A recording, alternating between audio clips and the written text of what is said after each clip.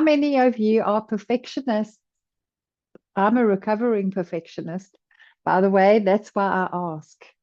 And I don't know if you're anything like me, but I'm the kind of person that all the T's have to be crossed, all the I's have to be dotted, everything has to be in its place. And in the world that we live in now, people will immediately say things like ADHD or OCD or anxiety. And those things do absolutely exist. But that's not what I'm really talking about today. I'm talking about the kind of perfectionism where you feel like everything has to be right before you can relax, where your standards are so high that you exhaust yourself trying to meet them. And where deep down, if things don't go perfectly, it almost feels like personal somehow, like it says something about you. And you know what? Once I started understanding that perfectionism was what it was really about and what it was about underneath the surface, I started realizing it wasn't actually about having high standards at all. It was about how I felt about myself. It was about fear. It was about fear of judgment, fear of criticism, fear of not being good enough. And honestly, once I started seeing that, it changed the way I understood so much about myself and the pressure that I was constantly living under all the time. Hi, I'm Deborah, a hair expert, master colorist, self image mentor, and I help women feel better about themselves, change the way they feel about themselves, because the way you feel about yourself is how you experience your life. So let me get back to perfectionism. Like I said, I'm a recovering perfectionist.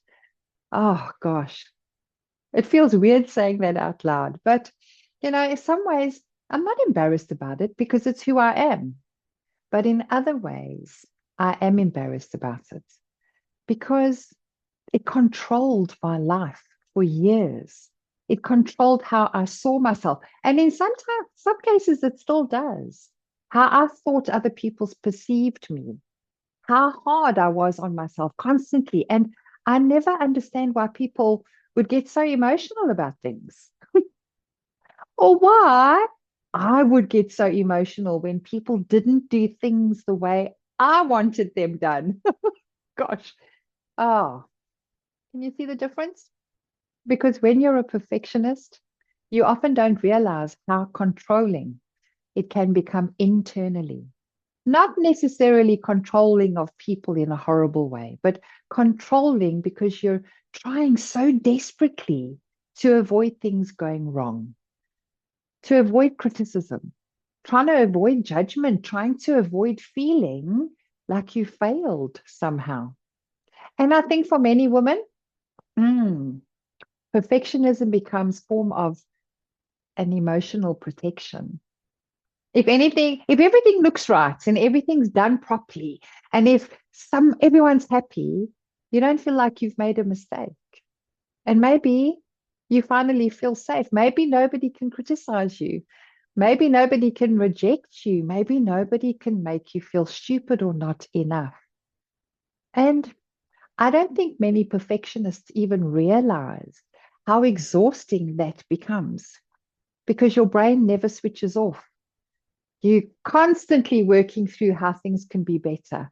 You're overthinking, you're analyzing, constantly trying to improve things, even tiny details.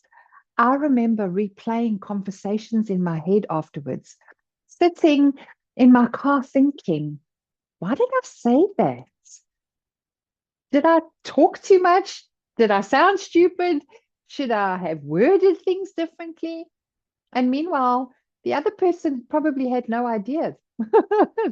They just made themselves a cup of tea. They've forgotten about the conversation that it even happened. It's sad, isn't it? But I've been living in that emotional turmoil for hours. And perfectionism can look different for many people. Some women, it's your appearance. Others, it's at your workplace. Some, it's motherhood. Some are in relationships. Some need the house to look perfect all the time. And for some, it's feeling like you constantly need to achieve more to feel worthy. And the sad thing is, people often praise perfectionists. They praise how organized you are. They praise how capable you are, how much you've achieved, how together you seem. But secretly, you're exhausted because there's that constant pressure internally that says, do better, try better. That's not good enough yet. And I think that's really the interesting thing is that perfectionism often gets mistaken for confidence. But I actually think many perfectionists are deeply afraid underneath, afraid of being seen as not good enough, afraid of disappointing people, afraid of getting things wrong, afraid of being judged. It's sad, isn't it?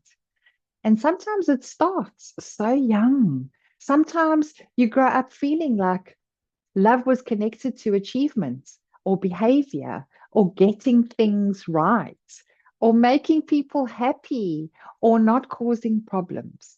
And eventually you become an adult who looks very capable externally, but internally you never quite feel like you can relax because perfectionism keeps moving the goalpost. You achieve one thing and then immediately focus on the next thing that isn't right yet. And instead of feeling good, your brain immediately notices the flaws. And honestly, that's exhausting to live with, don't you think? I think one of the biggest things I've realized is this: perfectionism isn't always confidence. Sometimes it's self protection.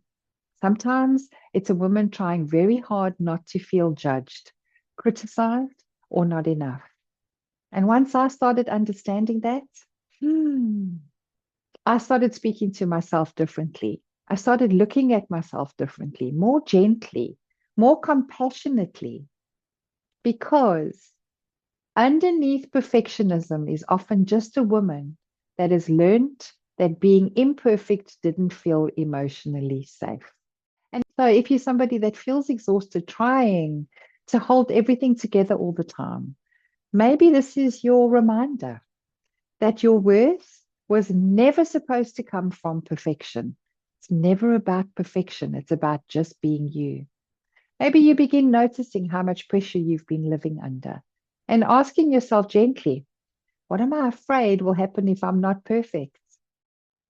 And if this conversation resonated with you, hit the subscribe button. I'd love you to join my community and be here for the next Quiet Mirror moment.